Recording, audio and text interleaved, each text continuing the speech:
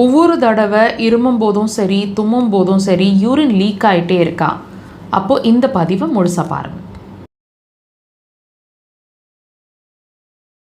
இந்த urine league வந்து ரெகுலராக இருக்குது, கண்ட்ரோலே பண்ண முடியல, ஃப்ரீக்வன்சி ஆஃப் த யூரினேஷன் அடிக்கடி போயிட்டே இருக்கிற மாதிரி இருக்குது, ஆனால் கம்மியாக ரொம்ப அளவு வந்து ரொம்ப கம்மியாக இருக்குது, சீக்கிரமாக யூரின் வந்து முட்டிட்டு வர்ற மாதிரி ஒரு ஃபீலிங் இருக்குது அப்படின்னா இது என்ன காரணமாக இருக்கும்? இது ஏதாவது பிரச்சனை உள்ள ஆர்கன் சம்மந்தமான பிரச்சனையாக இருக்கக்கூடுமா?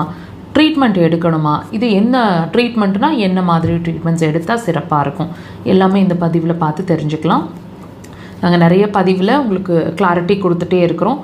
ஒவ்வொரு சிம்டமும் ஒரு வியாதியோட அறிகுறி அப்படின்னு சொல்கிற பட்சத்தில் சொல்கிற வகையில் இந்த யூரின் லீக், அதாவது இருமனா தும்மனா யூரின் லீக் ஆகிறதும் ஒரு உள்ளுறுப்பு சார்ந்த பிரச்சனை தாங்க.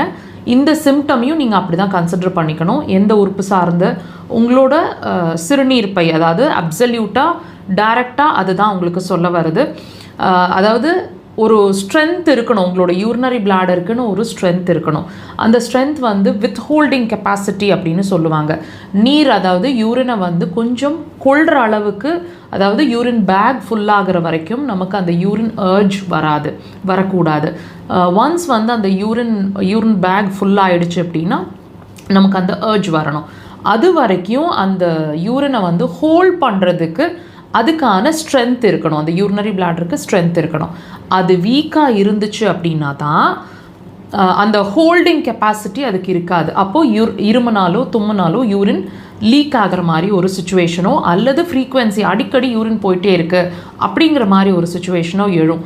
அது மட்டும் இல்லைங்க, இன் சம் கண்டிஷன்ஸ் யூரின் முழுசாக வெளியே வராமல் பாதி தங்கிடுற மாதிரி, கம்மியாக போகிற மாதிரியோ தங்கி போகிற மாதிரியோ ஒரு சுச்சுவேஷன் எழும். ஸோ இந்த மாதிரி ஒரு நிலை வந்து உங்களோட யூரினரி பிளாடர் வீக்காக இருக்குது, நான் வீக்காக இருக்கேன்னு தன்னைத்தானே உங்களுக்கு சொல்ல விரும்புது. This is what is an indication. So நீங்கள் ட்ரீட்மெண்ட்டை வந்து இதுக்கு ப்ராப்பராக எடுக்கலை அப்படின்னு சொன்னால், பெண்களாக இருந்தால் கர்ப்பப்பை சார்ந்த பிரச்சனை கண்டிப்பான முறையில் இப்போவே இருக்கும் அல்லது வரும். ஆண்களாக இருக்கிற பட்சத்தில் பிறப்புறுப்பு சார்ந்த பிரச்சனைகள் இருக்கும் அல்லது வரும்.